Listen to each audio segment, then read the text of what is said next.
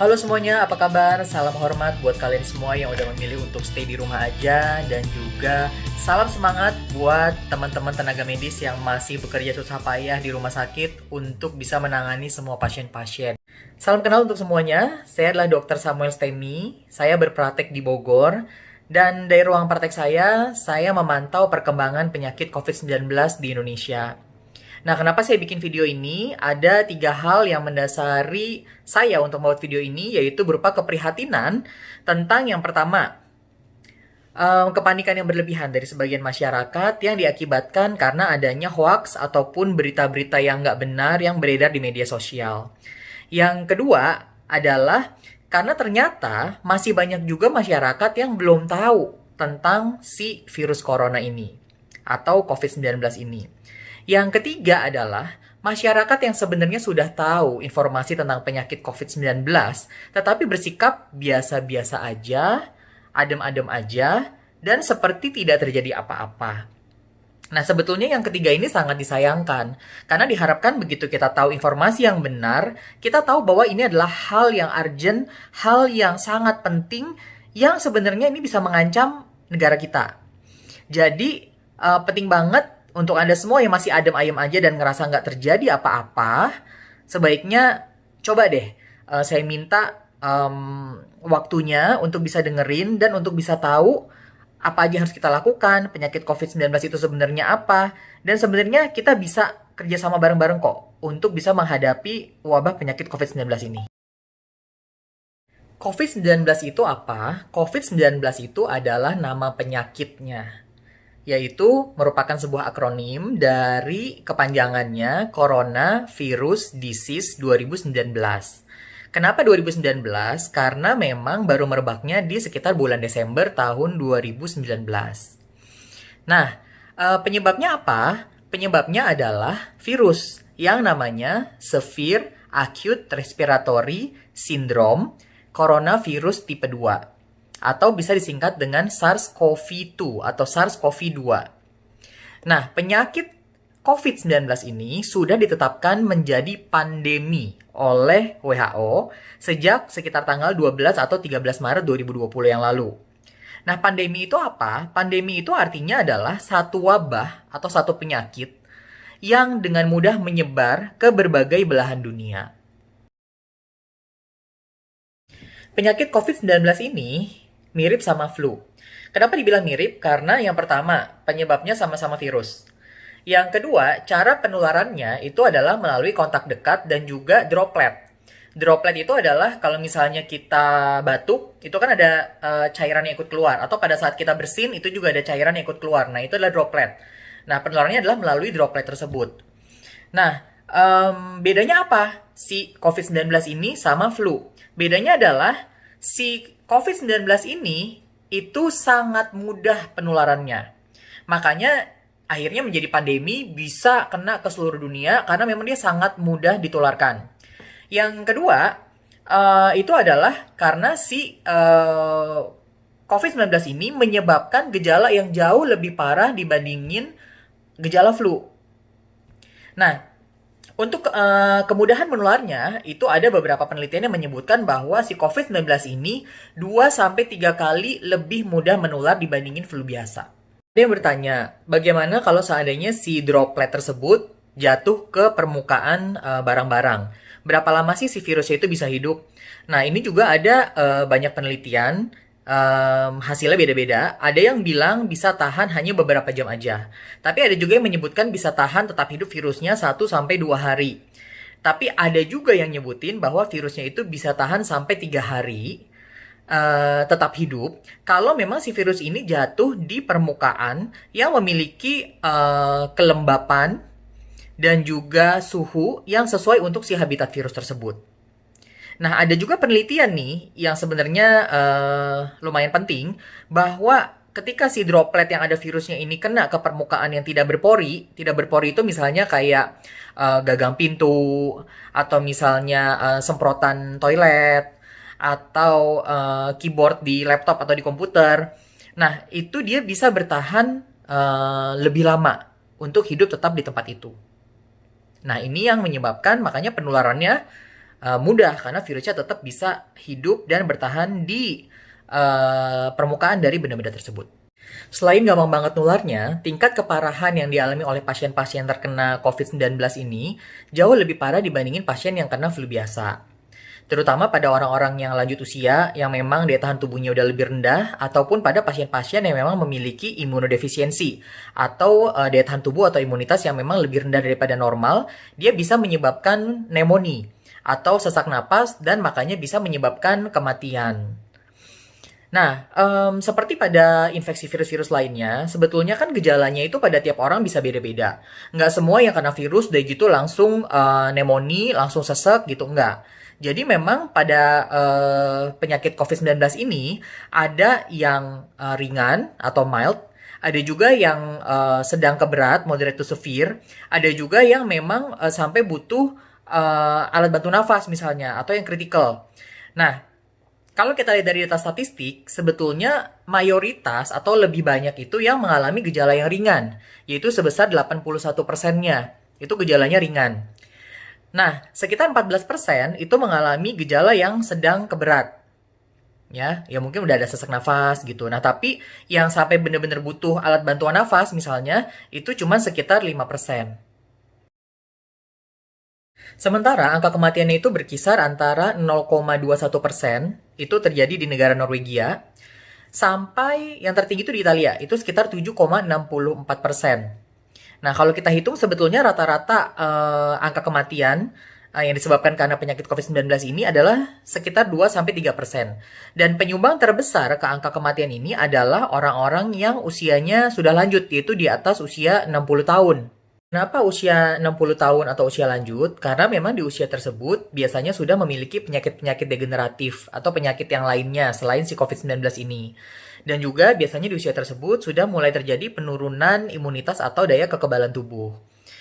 Nah, angka kematian akibat COVID-19 yang 2-3% ini sebetulnya kan masih jauh lebih rendah dibandingin angka kematian yang disebabkan karena Ebola. Angka kematian itu karena Ebola 50%. Jadi misalnya dari 100 orang yang kena Ebola, 50 orangnya itu meninggal. Ataupun dia juga masih lebih rendah dibandingin sama MERS yang pernah outbreak tuh di tahun 2012, itu dia sekitar 30%. Dan juga angka kematian COVID-19 ini sebetulnya masih lebih rendah dibandingin SARS yang juga sempat outbreak, yang SARS itu angka kematiannya sekitar 10%. Nah, yang perlu diingat adalah, walaupun angka kematiannya hanya 2-3%, tapi dia gampang banget menular. Otomatis, kalau misalnya jumlah orang yang terkena si virus corona ini menjadi lebih banyak, 2-3% dari jumlah yang lebih banyak itu kan juga akan menyumbang jumlah yang lebih besar untuk jumlah kasus kematiannya.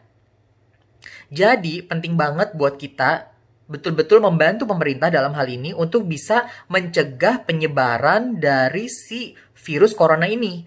Jadi dengan kita mencegah atau memutus rantai penularannya, maka jumlah orang yang meninggal karena penyakit ini juga pasti bisa ditekan. Karena yang pertama, si virus corona ini belum ada vaksinnya. Memang studi tentang vaksinnya udah mulai dilakukan, udah sampai ke tahap uji coba ke manusia, tapi belum rilis atau belum bisa diproduksi secara massal dan didistribusikan. Jadi masih butuh waktu, paling cepat itu sekitar 18 bulan. Jadi sekitar di pertengahan tahun 2021 itu baru ada vaksinnya. Yang kedua, belum ada obat yang memang terbukti efektif untuk bisa mengobati pasien yang corona positif. Belum ada FDA approve untuk satu jenis obat tertentu untuk pengobatannya. Nah, yang ketiga itu adalah karena kalau misalnya sampai wabah ini terjadi dan jumlah pasiennya begitu banyak di saat satu waktu yang bersamaan, kita perlu ingat bahwa jumlah rumah sakit, jumlah tenaga medis, jumlah ICU, jumlah ventilator itu sangat terbatas. Saya yakin pasti ada yang pernah ngalamin juga pada saat mau mencari ICU untuk anggota keluarga, ICU-nya sering penuh, ICU sering penuh. Itu tanpa adanya wabah si COVID ini.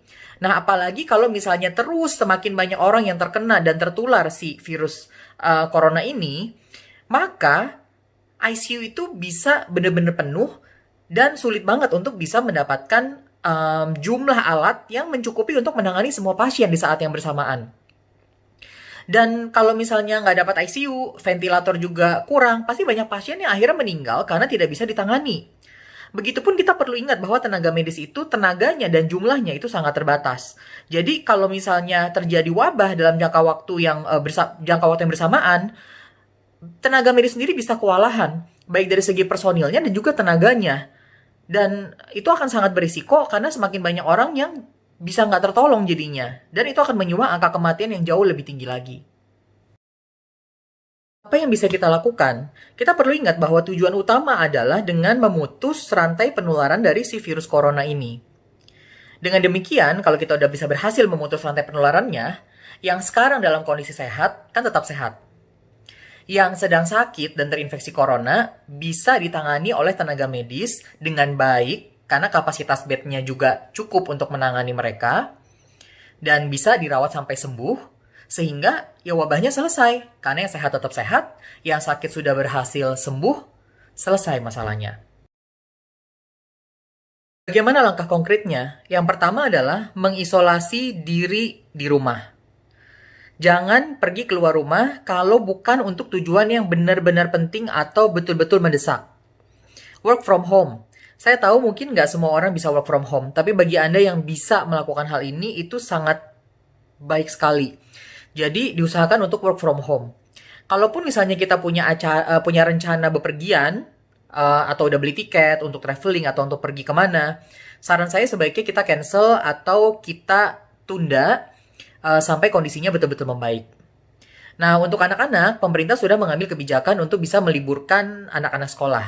Nah, ini adalah kebijakan yang bagus banget. Kenapa? Karena sebagaimana kita tahu nih, anak-anak, apalagi yang masih usia kecil, dia pasti belum tahu atau belum bisa menerapkan pola hidup sehat seperti cuci tangan yang benar. Cuci tangannya pasti biasanya mau buru-buru aja atau asal aja, cepet-cepet. Atau anak-anak juga kalau misalnya di sekolah, mereka pasti bermain nggak mungkin sendiri. Biasanya bermainnya berkelompok. Ada kontak yang dekat satu sama lain. Nah, itu juga bisa menjadi mata rantai penularannya.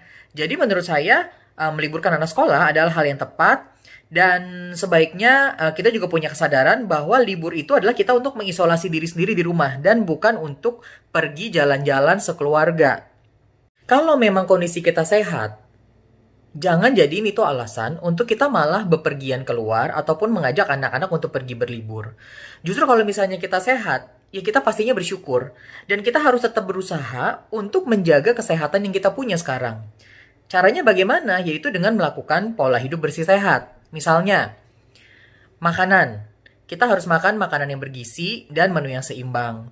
Cukup karbohidrat, protein, sayur, buah, dan kalau bisa ada susu.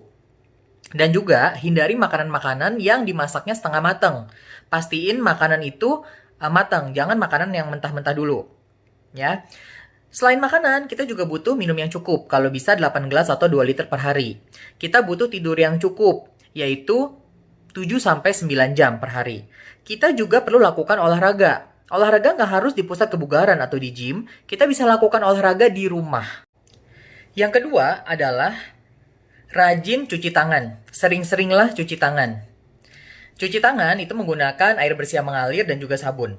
Ingat ya, yang nomor 1 itu bukan menggunakan hand sanitizer, semprot-semprot atau gosok-gosok. Tapi nomor 1 yang paling penting adalah mencuci tangan. Kalau memang kita ada akses ke air bersih dan juga sabun, sebaiknya kita lakukan cuci tangan. Jangan malas untuk mencuci tangan. Nah, cara mencuci tangan yang benar bagaimana? Nggak bisa cepet-cepet. Cuci tangan yang benar itu butuh waktu sekitar 40 sampai dengan 60 detik. Ada langkah-langkahnya. Yang pertama, buka keran air, lalu basahi tangan kita dengan air. Kemudian kita ambil sabun. Lalu langkah yang pertama itu adalah menggosok telapak tangan. Kemudian yang kedua, kita menggosok punggung tangan dan juga sela-sela jari, baik tangan kanan dan juga tangan yang kiri. Kita gosok. Setelah itu, kita mau membersihkan ujung-ujung jari tangan dengan gerakan seperti ini. Lalu kita juga bersihkan daerah jempol. Daerah sini. Dan daerah sini. Kemudian jangan lupa untuk ujung-ujung kuku dengan gerakan seperti ini. Dan kita juga bersihkan daerah sini. Ya, sisi dari tangan. kiri dan kanan, dan juga daerah pergelangan tangan.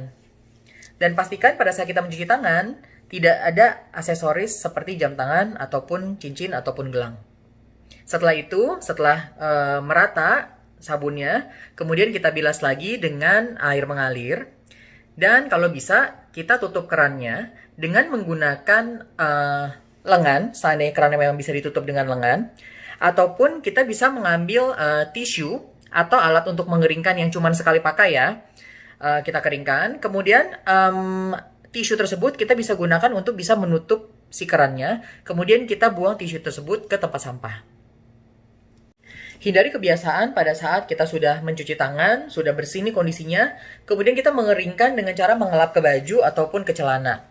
Sama aja, tangan yang udah bersih itu ya jadi kotor lagi. Ada yang bertanya, seandainya saya udah di rumah aja, tapi kemudian saya sakit. Apa yang harus saya lakukan? Kalau misalnya memang sakitnya masih ringan, ya tetap aja di rumah. Obati dengan obat-obat yang ada atau persediaan obat yang ada di rumah. Kalau misalnya memang ternyata ada batuk misalnya, otomatis kita juga harus memastikan apakah ada gejala-gejala perburukan. Kalau misalnya ada demam tinggi, kemudian ada sesak napas, ya ada baiknya kita langsung pergi ke sarana kesehatan terdekat. Tapi kalau misalnya masih ringan-ringan aja, ya kategori ringan, kita masih bisa beraktivitas seperti biasa, tidak ada sesak. Kita bisa tetap tinggal di rumah dan berfokus pada pemulihan diri kita sendiri. Jangan malah keluar-keluar. Nah, pada saat kita batuk, itu pun ada etikanya. Bagaimana kita harus batuk. Pastinya kalau misalnya kita lagi batuk, itu kan dropletnya bisa kemana-mana. Jadi usahakan kita menggunakan si masker. Walaupun di rumah. Kita kalau lagi batuk, kita pakai maskernya. Nah, kalau misalnya kita tidak ada masker, kita bisa berusaha mengambil tisu dan menutup area hidung dan mulut dengan tisu tersebut. Kemudian, tisu tersebut harus segera kita buang ke tempat sampah, ya kalau bisa tempat sampahnya yang tertutup. Kalau misalnya memang nggak ada tisu dan kita mau batuk, kita bisa gunakan bagian lengan atas dari pakaian kita. Jadi,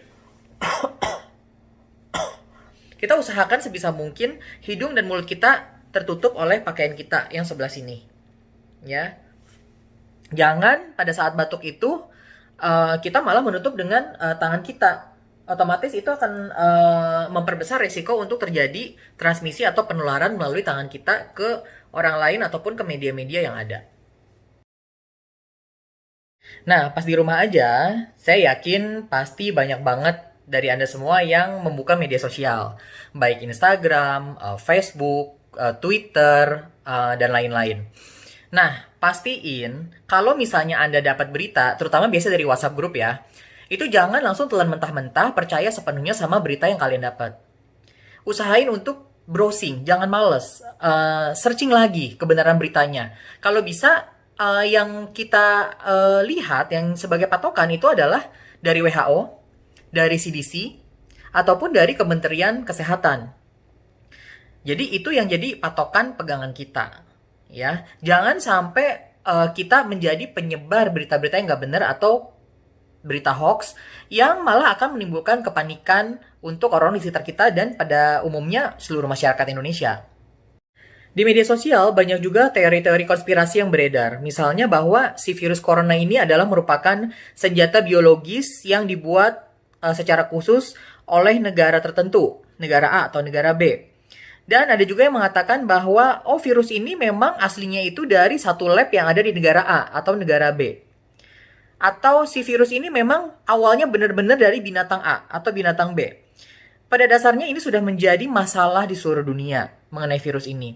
Jadi kita nggak perlu berspekulasi mengenai hal-hal yang memang belum bisa dipastikan kebenarannya. Karena mengenai masalah asalnya, mengenai cara penularannya pun, apakah transmisi dari hewan ke manusia, itu memang masih dalam tahap penelitian. Jadi lebih baik kita bersabar, kita berpikir positif, dan kita menunggu hasil penelitian yang selanjutnya akan diberitakan.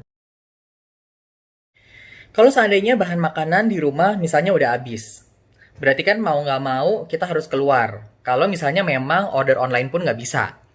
Nah, apa yang harus kita perhatiin pada saat kita memang memutuskan untuk akhirnya dengan terpaksa harus keluar rumah? Nah, yang pertama adalah jaga jarak dengan orang lain. Pada saat kita bertemu atau bercakap-cakap dengan orang lain, usahakan jarak itu minimal banget 1 meter. Jangan lebih dekat dari 1 meter.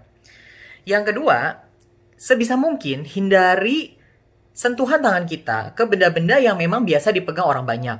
Misalnya seperti gagang pintu atau pegangan di bis. Nah, seandainya memang kita terpaksa harus bersentuhan dengan barang-barang tersebut, setelahnya kita bisa mencuci tangan. Kalaupun misalnya kita tidak punya akses ke sarana untuk mencuci tangan, air bersih dan sabun, maka kita bisa membawa hand sanitizer. Tapi ingat nomor satu adalah tetap cuci tangan, bukan hand sanitizer. Jadi kalau bisa cuci tangan. Kalau nggak bisa ya baru kita pakai hand sanitizer. Kalau misalnya hand sanitizer-nya habis, gimana? Kayak sekarang susah banget cari hand sanitizer. Harga sudah melambung tinggi dan stok pun kadang nggak ada. Kita harus kreatif. Kita bisa bawa sabun sendiri di dalam tas kita. Ya misalnya kita taruh di tempat-tempat kecil gitu, sabun cair misalnya, kita taruh di dalam tas kita. Jadi begitu kita punya akses untuk air bersih, kita langsung bisa cuci tangan dengan sabun. Malah lebih bagus kan daripada kita hanya pakai hand sanitizer aja. Nah, selanjutnya kita juga perlu batasi kontak dengan hewan. Kalau misalnya pun kita harus berkontak dengan hewan, setelahnya jangan lupa balik lagi cuci tangan. Nah, pada saat sampai di supermarket, ataupun di pasar, ataupun di minimarket untuk membeli bahan-bahan kebutuhan pokok kita, ataupun bahan-bahan kebutuhan sehari-hari yang udah habis, ingat nomor satu, tetap tenang dan beli sesuai dengan kebutuhan kita. Jangan lakukan panic buying. Kenapa? Karena sebetulnya pada kondisi yang biasa-biasa aja, sebenarnya kan supply untuk makanan, supply untuk kebutuhan pokok, itu kan sebetulnya semua tersedia dalam jumlah yang cukup. Kalau misalnya kita melakukan panic buying, kita nggak empati, kita nggak mikirin kebutuhan orang lain dan hanya berfokus pada kebutuhan kita sendiri, kita borong semua stoknya, maka stok kan jadi berkurang. Adanya stok yang berkurang pastinya akan menaikkan harga. Nah, ketika harga naik, maka orang-orang yang berdaya beli rendah itu nggak bisa beli lagi. Dan mereka bisa juga jadi kelaparan. Kita harus pikirin begitu banyak pedagang-pedagang juga yang terdampak dengan adanya wabah virus corona ini.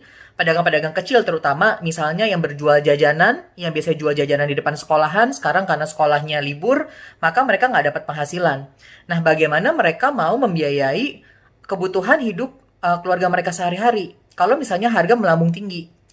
Jadi, saya mohon kita semua punya rasa empati untuk bisa membeli barang-barang kebutuhan, terutama kebutuhan pokok, sesuai dengan kebutuhan saja. Supaya kita semua kebagian. Nah, bagaimana dengan pertanyaan kalau misalnya kita kepaksa pergi keluar rumah, apakah kita perlu untuk menggunakan masker? Jawabannya adalah, kalau misalnya memang kita sakit, ya, kita perlu menggunakan masker.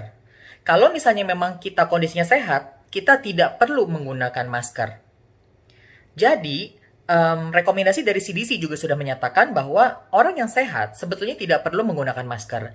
Yang perlu menggunakan masker itu adalah orang-orang yang sedang sakit dan juga orang-orang dengan kondisi tertentu di mana daya tahan tubuhnya atau imunitasnya sedang menurun.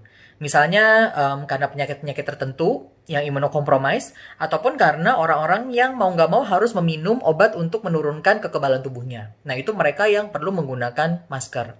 Jadi, saya juga berharap kita semua yang sehat, kita tidak perlu menggunakan masker dan tidak perlu melakukan panic buying masker juga.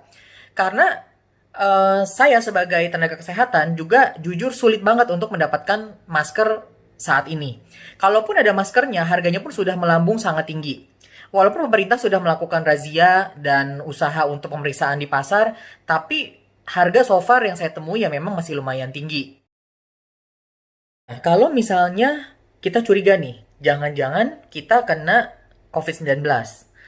Nah, sebetulnya apa aja sih yang gejala klinis yang kita bisa temui? Yang pertama adalah adanya demam, ada batuk ataupun pilek, dan ada sesak napas. Kita juga perlu ingat riwayat kita beberapa waktu sebelum hari ini. Misalnya, apakah kita pernah pergi keluar kota yang di kota tersebut ada laporan kasusnya, kasus positifnya, atau kita pernah keluar negeri yang ada laporan kasus positifnya. Kemudian kita bisa datangi fasilitas kesehatan untuk memeriksakan diri kita. Dan nanti setelah lakukan pemeriksaan fisik, dokter akan melihat apakah memang perlu dilakukan pemeriksaan terhadap virus coronanya atau tidak. Seandainya ketika sudah bertemu dokter, dokter sudah melakukan anamnesis atau bertanya tentang riwayat perjalanan dan lain-lain, dan gejalanya apa aja, dan sudah dilakukan pemeriksaan fisik dan juga dilakukan pemeriksaan penunjang, baik berupa misalnya pemeriksaan radiologis, ronsen paru, ataupun pemeriksaan darah dan lain-lainnya, kemudian disarankan untuk melakukan pemeriksaan virus corona, maka kita akan diberikan rujukan kemana kita harus pergi untuk bisa melakukan pemeriksaan apakah memang positif virus corona atau tidak. Sejauh ini di Indonesia ada 12 lab resmi yang telah ditunjuk oleh pemerintah untuk bisa melakukan pemeriksaan terhadap virus corona ini. Tapi memang karena keterbatasan sarana dan tenaga juga, maka pemeriksaannya biasanya dibatasi. Misalnya dalam satu hari hanya bisa 100 orang yang diperiksa. Nah, ini juga memang menjadi kendala bagi provider kesehatan, terutama pemerintah, karena keterbatasan sarana dan juga keterbatasan tenaganya. Nah, kita sebetulnya butuh banget, di Indonesia ini butuh banget yang namanya rapid test kit. Jadi satu alat yang bisa digunakan secara cepat untuk mendeteksi memang positif atau negatif si virus coronanya. Nah, beberapa saat yang lalu saya sempat dapat juga di grup WhatsApp, itu ada berita berupa video. Itu adalah alat rapid test yang menggunakan serum atau darah ditusuk ujung jarinya, kemudian diteteskan ke alat tersebut, dan kita bisa lihat di situ positif atau negatif. Nah, alat tersebut sebetulnya memiliki satu kelemahan, karena alat tersebut mendeteksi si antibodinya. Sementara antibodi terhadap satu virus tertentu itu baru mulai muncul biasanya kurang lebih sekitar 7 hari. Jadi bisa saja dia sudah terinfeksi, tapi di alat tersebut, di kit tersebut, dia masih terbaca negatif karena antibodinya belum sampai pada jumlah yang menyebabkan hasil positif. Atau alat ini memiliki kekurangan juga, misalnya pada pasien atau orang-orang yang memiliki imunokompromis atau daya tahan tubuhnya memang rendah sehingga pembentukan antibodinya pun tidak sempurna. Nah, saya dengar juga tapi hari ini ada berita baik bahwa pemerintah sudah berhasil mendatangkan rapid test yang berasal dari Cina, itu kurang lebih sebanyak 500.000 buah. Dan nanti akan dilanjutkan pengiriman-pengiriman di selanjutnya untuk bisa mengecek lebih banyak orang lagi. Nah, kita harus belajar dari Korea, karena di Korea Selatan itu dia punya cara yang inovatif banget untuk bisa melakukan pengecekan tersebut. Pemerintahnya membuka tempat drive-thru supaya yang mau memeriksakan diri bisa mengantri dari mobil untuk menuju ke tempat pemeriksaan tersebut. Dengan demikian, resiko terpaparnya dengan orang lain atau orang yang sudah positif itu menjadi berkurang. Karena ketika di mobil kan hanya dia sendiri aja. Sementara kalau misalnya memang harus ke rumah sakit, itu kan akan di ruang tunggu bersama dengan pasien-pasien lain yang kita nggak tahu dia positif atau enggak, dan itu adalah risiko terjadinya transmisi atau penularan juga. Nah, tapi dengan terobosan drive-thru ini, maka bisa dilakukan tanpa risiko adanya penularan ke orang lain. Nah, jadi ketika udah antri nih drive-thru, kemudian buka kaca, kemudian petugas yang sudah menggunakan alat pelindung diri yang khusus akan mengecek swab, udah gitu akan di tes, dan kemudian hasilnya akan segera diberitahukan kepada orang yang diperiksa. Jadi identitasnya udah dicatat dengan lengkap. Nah, pemerintah pun kalau di Korea karena teknologinya udah canggih, dia bisa men-trace si orang yang positif ini ada di mana. Baik bisa berupa GPS mungkin di teleponnya, di handphonenya, ataupun bisa melihat dari track record dari transaksi kartu kreditnya. Jadi akan segera ditelusuri dan bisa mendapat penanganan yang betul-betul maksimal. Instruksinya juga jelas, dia harus kemana dan dia harus ngapain. Nah, semoga pemerintah Indonesia juga bisa belajar dari negara-negara yang sudah mungkin punya pengalaman terhadap si wabah COVID-19 ini. Mungkin kita memang perlu cara-cara yang inovatif, seperti yang dilakukan oleh Korea Selatan untuk bisa mencegah penyebarannya dan bisa segera menyelesaikan wabahnya. Prinsip utama yang dipegang oleh pemerintah Korea Selatan adalah trace, test, and treat. Yang pertama adalah trace. Trace itu adalah menelusuri riwayat kontak. Jadi bagi yang memang pasien sudah positif terkena corona, dia akan dicek berkontak dengan siapa aja. Dan semua akan dihubungi dan semua akan diminta untuk diperiksa. Nah, pada saat dilakukan tes atau pemeriksaan, itu juga mereka meminimalisir resiko terjadinya kontak dengan melakukan terobosan yang drive-thru tersebut. Kalau misalnya memang nanti hasilnya positif, mereka akan dikabari, negatif mereka juga akan dikabari. Nah, berapa lama mereka bisa dapat hasilnya? Itu sekitar 5-6 jam. Mereka udah bisa tahu hasilnya. Dan untuk yang positif akan diberitahu mereka harus kemana, mereka harus ke sarana kesehatan apa, dan langkah-langkah apa yang harus mereka lakukan. Untuk yang negatif, pastinya akan disarankan untuk tetap berada di rumah dan menjaga kesehatannya. Nah, kalau memang ternyata positif corona, selanjutnya bagaimana? Nah, memang yang seperti tadi saya udah bilang, bahwa si COVID-19 ini belum ada obatnya dan belum ada vaksinnya. Vaksin paling cepat mungkin baru bisa diselesaikan dan bisa didistribusikan, diproduksi secara massal, kemudian didistribusikan itu di pertengahan tahun 2021. Nah, untuk obatnya sendiri itu sebetulnya ada sekitar 300 clinical trial atau percobaan klinis yang sedang dilakukan saat ini. Dia meneliti obat-obat antivirus, obat antiretroviral yang biasa untuk pasien HIV, obat chloroquine itu juga ada penelitiannya di Jepang, dan semuanya masih ongoing research, jadi masih berupa penelitian. Nah, saya sempat baca juga ada satu jurnal yang menyebutkan bahwa pemberian megados vitamin C itu bisa menjadi pengobatan dari si virus corona ini. Nah, tapi pastinya uji klinis ini belum melibatkan jumlah pasien dalam jumlah yang sangat banyak. Dan di situ juga disebutkan bahwa ketika kita memberikan vitamin C dengan megados atau dosis yang sangat tinggi untuk setiap pasien, itu kita harus awasi fungsi ginjalnya dan tetap mengawasi apabila ada efek samping lain yang muncul. Pada pasien yang positif, itu akan diberikan supportive care. Supportive care misalnya adalah pemberian cairan untuk menjamin kebutuhan cairannya memang tercukupi. Kalau misalnya bersamaan dengan infeksi virus corona ini memang ada infeksi bakteri lain, maka bisa diberikan juga antibiotik. Dan kalau misalnya memang terjadi perburukan pada pasien tersebut, kita bisa memberikan bantuan alat bantu napas misalnya, atau ventilator pada orang yang misalnya pneumonia atau memiliki kesulitan untuk bernapas. Jadi semuanya berupa supportive care aja. Kalau misalnya ada juga yang stres, akhirnya asam lambungnya naik, akhirnya ada mual, ada muntah, maka bisa diberikan juga obat-obat untuk lambungnya. Ya begitu aja sih penanganannya. Sambil diobservasi mengenai sesaknya bagaimana. Ada pertanyaan juga bagaimana tentang bahan-bahan herbal untuk ngobatin virus corona ini.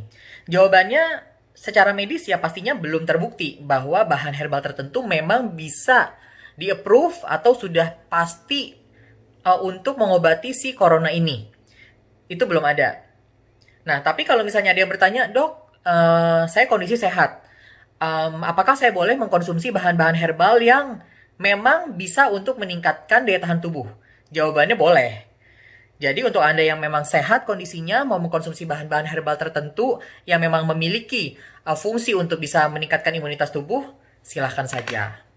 Saya rasa cukup sekian pemaparan tentang COVID-19 dari saya, dan saya harap semoga bermanfaat, dan seandainya ada hal yang kurang berkenan, tolong dimaafkan. Sungguh besar harapan saya supaya kita semua bisa lebih aware, tapi tidak panik. Kata kuncinya adalah kita waspada, kita aware, kita lakukan langkah-langkah nyata untuk memutus rantai penularannya, tapi tanpa kepanikan. Jadi, tetap tenang, stay at home, work from home, learn from home. Tidak perlu keluar kalau tidak ada hal-hal yang sangat mendesak atau tidak ada hal-hal yang urgent. Dan kalaupun kita terpaksa harus keluar, pastikan adanya social distancing, yang tadi jarak kurang lebih 1 meter dengan lawan bicara kita atau orang-orang sekitar kita. Dan besar harapan saya, ketika kita sudah bisa memutus rantai penularannya, maka wabah COVID-19 akan segera berakhir. Semoga. Buat Anda yang masih sehat, tetap sehat, pastikan pola hidup sehat sehari-hari. Salam sehat.